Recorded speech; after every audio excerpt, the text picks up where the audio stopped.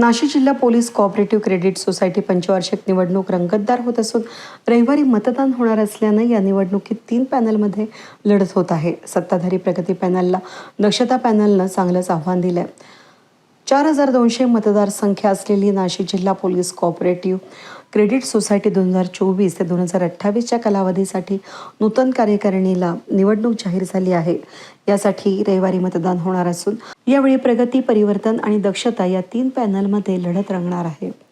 सर्वसाधारण गटामध्ये 10 जागांसाठी 29, महिला राखीवसाठी 2 जागांसाठी 5, तर अनुसूचित जाती आणि जमाती, इतर मागासवर्ग आणि विमुक्त जाती आणि भटक्या जमाती, त्याबरोबरच विशेष मागासवर्ग, प्रवर्ग या 3 गटांमधून प्रत्येकी 1 जागेसाठी 3 उमेदवार निवडणुकीच्या रिंगणात आहेत.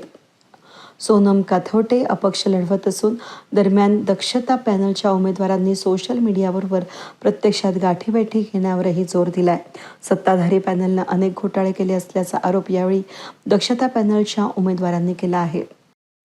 बंधू आणि भगिनींनो, मी तुमच्याकडे आलो दक्षता पॅनलच्या वतीने. आपल्याकडे येणाऱ्या 21 तारखेला म्हणजे रविवारी मतदान होणार आहे. त्या दिवशी तुम्ही पोलीस क्रेडिट सोसायटीला जीपगाडी ह्या निशाणीवर शिक्का मारून मतदान करा. आज आमच्या सोसायटी जीपगाडीला तुम्ही का मतदान करायचे?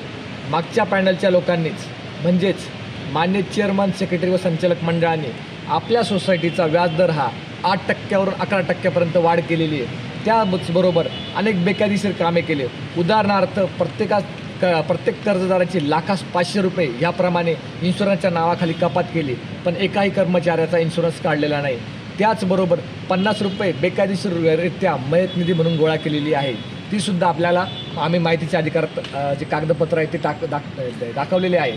जर तुम्हाला आपल्या सोसायटीचं मध्ये होणारे हे बेकायदेशीर कामे थांबवायचे असतील आणि सोसायटीचा कारभार हा पारदर्शक आणि सर्वांच्या सोयीनुसार योग्य करायचा असेल तर तुम्ही फक्त जीपगाडी ह्या निशाणीवर येत्या रविवारी शिक्का मारून आम्हाला प्रचंड बहुमताने विजयी करा. धन्यवाद. वेद न्यूजसाठी प्रतिनिधी कमलाकर तिवडे, नाशिक.